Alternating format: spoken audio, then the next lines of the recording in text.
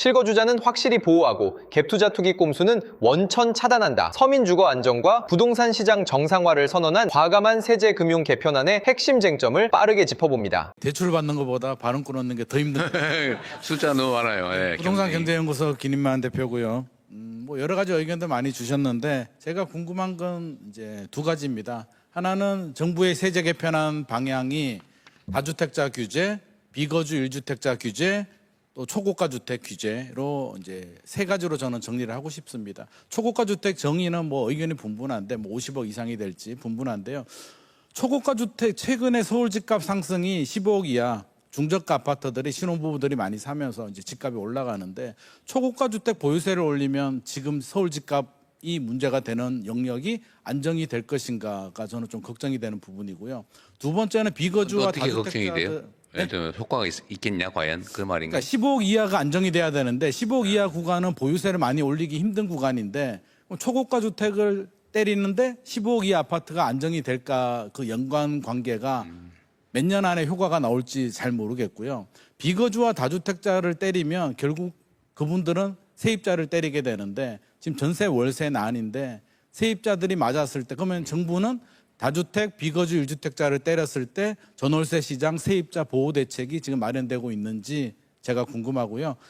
결국에는 이제 보유세를 올리게 되는데 보유세를 내는 초고가 주택이든 고가 주택 대상자도 저는 두 부류가 있다고 생각합니다. 최근에 사신 분들, 50억 아파트를 사신 분들은 능력이 대단한 분들이라고 생각을 합니다. 솔직히 좀 부럽습니다. 능력이 많은 분들인데 그런 분들은 보유세를 충분히 낼 수 있다고 저는 생각을 합니다. 근데 20년 전에 5억에 사서 재건축이 돼서 뭐 40억, 50억이 되신 분들은 사실 현금 보유 능력이 굉장히 약합니다. 그분들한테 보유세 부담을 많이 올렸을 때 그분들이 할 수 있는 방법은 못 버티니까 집을 팔아야 되는데 20년 동안 삶의 터전이 보유세 때문에 밀려나가는 게 옳은 것인가에 대한 의문이 있고요. 그렇다면 저는 제가 드리고 싶은 대안은 그분들한테 미국 같은 경우 일부 주는 취득가 기준으로 합니다. 5억에 사신 분은 5억에 대한 세금을 높게 내는 거고 최근에 사신 분은 50억에 대한 세금을 높게 냅니다. 보유 능력이 다르기 때문입니다. 그럼 탈출하고 싶은 분들은 양도세를 좀 내려줘야 되는데 양도세를 내리면 사실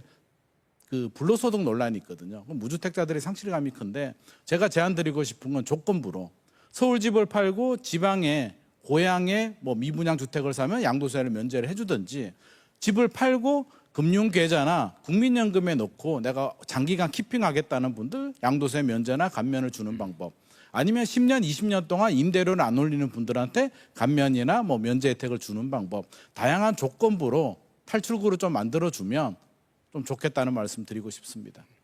보유세도 뭐 이연하는 방법도 있잖아요. 뭐 이연하는 방법도 있겠습니다만 이연은 결국에는 또 다 낼 건 내야 되는데 20년 전에 사신 분은 경제활동 대기업을 다니다가 지금 은퇴하신 분인데 앞서서 이제 1% 10억 얘기도 했는데요.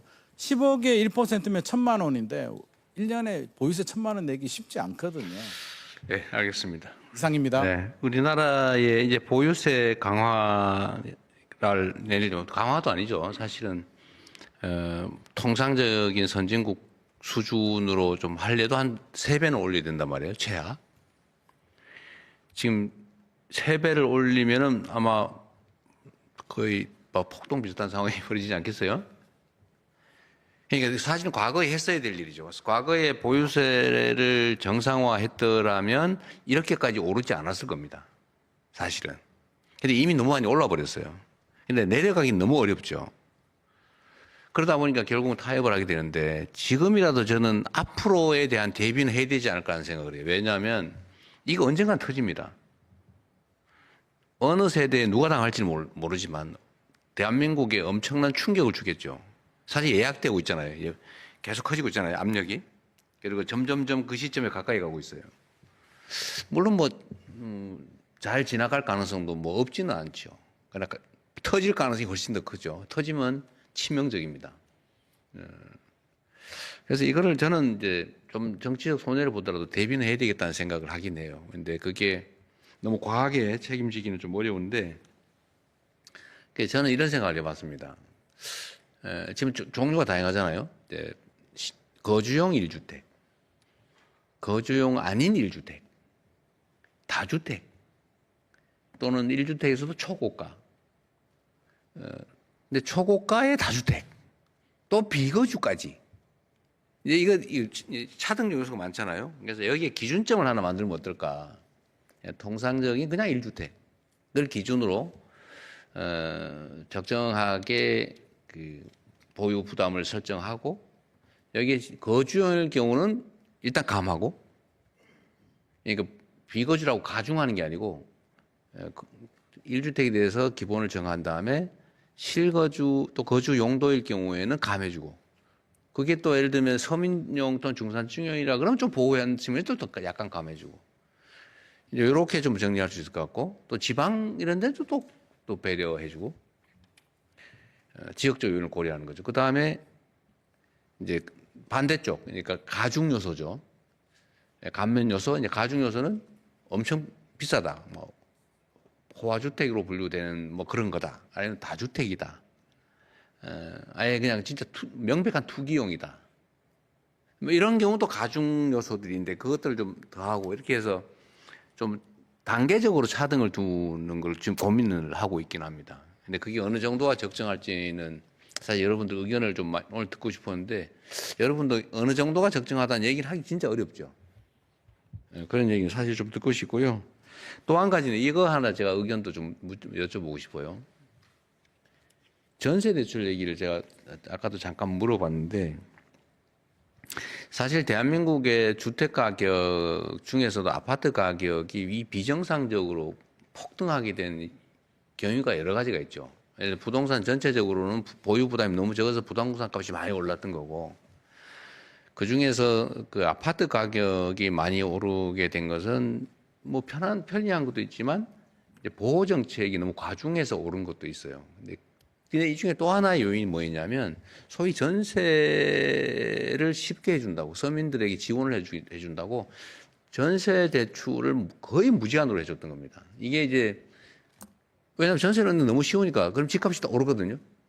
이 집값 오르는 주요 원인이 되는 데다가 급기야는 집값 100%의 전세를 얻는 경우도 100% 보증을 해주거나 대출을 하니까 사기가 생겨난 거예요. 원래는 집값이 한 60, 70%가 전세 가격이고 전세 보증금의 한 7, 80% 정도만 보증을 하든지 뭐 이렇게 대출하든지 해줬어야 되는데 집값만큼을 다 해준 거예요. 그냥 당연히 사기꾼이 생겨난 거죠. 예를 들면 집값이 원래 10억에 지은 건데 이거를 15억에 또는 13억에 지었다 그러고 13억에 세를 주는 걸로 하고 당연히 13억 대출이 되니까 먹고 이제 다른 집 사서 또 하고 또 하고 또 하고 돈 하나도 없으면서 막 수백 채 전세하면서 나중에 한 곳에만 문제가 생기면 다 문제가 돼버린 거죠. 이게 이제 전세 사기가 된 거예요. 그래서 이 전세 대출이 서민들의 주거 안정을 위한 지원 정책이라는 측면이 있는 동시에 집값 폭등의 주원이 되는데 이걸 이제 조정을 할 때가 된 것 같아요. 물론 이미 하고 있죠. 사실 뭐 대출도 엄격하게 비율도 낮추고 이렇게 지금 하고 있는데 요것도 여러분들 생각도 한번 듣고 싶어요. 예를 들면 이 방송을 보시는 국민들께도 말씀을 드리고 싶은 부분인데 이 전세 대출이 집값 폭등 또는 이 높은 집값 유지의 주 원인이기 때문에 이거를 확장을 하는데 좀 신중해야 된다. 더 추가하는 또는 이미 있는 것도 조금 엄격하게 제한해 나가야 된다라는 이 양 입장이 있어요. 그런데 그거에 대한 의견은 좀 어떻습니까? 근데 물론 이건 있죠. 사실 정답은 있어요. 집값이 폭등되지 않도록 전세 대출은 대출 규제는 강화해야 된다. 다만 꼭 필요한 뭐 청년 신혼부부 생애 최초 전세 대출자 뭐 여기에 대해서는 구체적 타당성이 있게 거기는 지원해 줘야 된다. 또 서민 주거에 대해서는 이렇게 아주 핀셋형으로 지원해 주고 일반적으로는 좀 낮추어야 된다. 이게 정답일 가능성이 많죠. 이 부분에 대한 의견 어떻습니까? 이게 나 지금 전세 대출 받아가지고 더 큰 집으로 옮겨야 되는데 심지어 이런 경우도 있어요. 아까 제가 이영원 위원장님한테도 말씀드려봤는데 왜 이미 내가 집을 가지고 있는 사람한테 그 사람이 전세 얻는 걸 왜 대출을 해주냐 제가 물어봤잖아요. 그랬더니 결론은 아파트는 안 된다 그렇게 말씀하셨어요. 그게 아니라 보통은 이제 비거주 1주택인데 아까 거주용 그런 수요가 있을 수가 있기 때문에 근데 대신 한도를 줄여놨습니다. 예전에 5억, 4억 받았으면 한도를 2억으로 줄여놓고요. 그다음에 거기에다가 DSR 할 때 이자 상환도 부려놓고. 근데 하여튼 뭐 줄이는 건 좋은데 제 생각은 이미 집을 가지고 있는데 이미 유주택자인데 그 사람이 딴 데 전세 얻는 거에 대해서 굳이 대출을 해줘야 되나? 라는 생각이 드는 거죠. 여러분들 어떠세요? 안 돼. 그냥 즉흥적으로 이거 한번 해볼게요. 이제 판단이 안 서서 그러는데 그냥 이 더 어려운 주제인데 뭐 의견이 없으면 안 해도 되고 그 해주면 안 된다. 손 한번 들어보세요.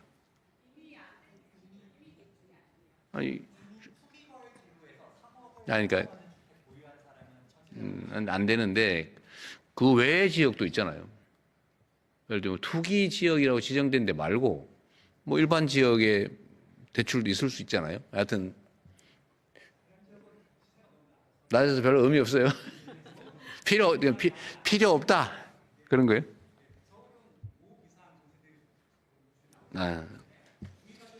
이미 추가의 규제가 필요 없을 정도다. 그래요. 의견은 다를 수 있을 것 같은데. 네, 알겠습니다. 그 부분에 대한 의견도 한번 물어봤고요. 또 한 가지가 이게 전세 보증금 반환 대출 규제 있잖아요. 네. 이 보증금 반환 대출은 사실 집주인을 위한 거죠. 근데 이것도 그러니까 예를 들면 이건 세입자를 위한 측면도 있기 때문에 이것도 사실 집값을 올리는 원인 중에 하나가 됐는데 이것도 좀 강화해야 된다는 점에 대해서는 의견들이 좀 어떻습니까? 예를 들면 뭐 지금 규제 상황은 좀 어떠세요? 이거는 그때 이제 결국 세입자가 굉장히 불안해하기 때문에 이런 부분들은 주거 안정 측면에서 그리고 또 전세 사기도 많이 나고 특히 전세 사기가 많이 났기 때문에 그런 거에 대한 보완으로서는 그 사실 세입자는 이게 안전 장치가 있어야 굉장히 또 안심하는 그런 부분이 좀 있어가지고. 지금 현재는 1억 원이다 그 말이고 다주택자는 안 해주고 있다 그런 얘기죠. 예, 저 전세나 웬만한 대출은 다주택자는 수도권 규제 지역에서 다 0입니다. 1주택자에 한해서 1억 원 해주고 있다 현재. 지금 그렇게 메모가 되는 것 같아요. 대출 한도 1주택자에 대해서만 1억 원까지만 대출해 준다. 이거 완화해 줘야 된다 이런 주장이 있는 것 같아요. 그거는 이제 전세금 태거 대출이라고 그래서 그러니까 전세금 뭐 태거 대출 반환이 아니라 거기서 이제 요번에 이제 문제 제기하신 분들은 자기가 이제 들어가려고 하는데 그때 전세금 태거용으로 좀 대출을 해달라. 근데 저희들이 이제 그건 신용 대출이기 때문에 1억 원만 해드리니까 그분들은 그거를 빼주면 내가 실거주 하는데 왜 좀 도와주면 어떻겠느냐 이렇게 말씀하시는 거예요. 여하튼 이 전세를 쉽게 얻을 수 있게 하는 거는 필요하긴 했는데 너무 과한 바람에 어쨌든 집값 폭등의 한 원인이 된 것 같기는 합니다. 그래서 지금부터는 규제를 좀 강화하는 쪽인데 또 필요한 경우는 완화해야 된다는 주장도 있어서 물어봤고요. 아까 말씀하신 부분이긴 한데 이 지방을 예를 들면 지금 그 주장이 이제 우리가 어떤 정책을 할 때는 이제 반대하는 사람 있지 않습니까? 이해관계가 있으니까. 근데 그게 이제 국민적 공감을 얻느냐 문제가 사실은 이제 관건이죠. 뭐 주장한다고 다 통과되는 건 아니고. 근데 그 국민들이 맞아. 저 정책은 무리해라고 할 때 주로 이제 생기는 문제인데 아까 그 지적이죠. 내가 뭐 집값 올려달라는 것도 아니고 내가 젊은 시절에 진짜 살라고 5억 주고 샀는데 니들이 정책을 잘못해가지고 뭐 수십억, 100억 만들어 놓고 왜 나보고 세금 더 내라 그러고 그렇게 괴롭히냐? 누가 집값 올려달라고 그랬냐? 이렇게 얘기를 하니까 공감이 확 되잖아요. 50억, 100억 주고 산 사람이야 그런데. 근데 이런 부분에 대해서 예를 들면 대안으로 보유세도 올리지만 아까 얘기한 대로 지방으로 갈 경우에는 뭐 세금을 면해준다. 아니면 꼭 지방에 집을 안 사도 상관없죠. 부동산 보유세 개편과 대출 규제 정상화는 무너진 시장 질서를 바로잡기 위한 정부의 불가피한 결단임을 명백히 폭로한 셈입니다. 고가주택 과세로 거품을 빼고 진짜 서민 주거를 보호하겠다는 결연한 의지도 확인해 주었습니다. 여러분은 부동산 시장 정상화를 위한 이 결단에 동의하시나요? 이 영상의 좋아요와 댓글 달아주시면 더 많은 사람들이 이 영상을 볼 수 있습니다.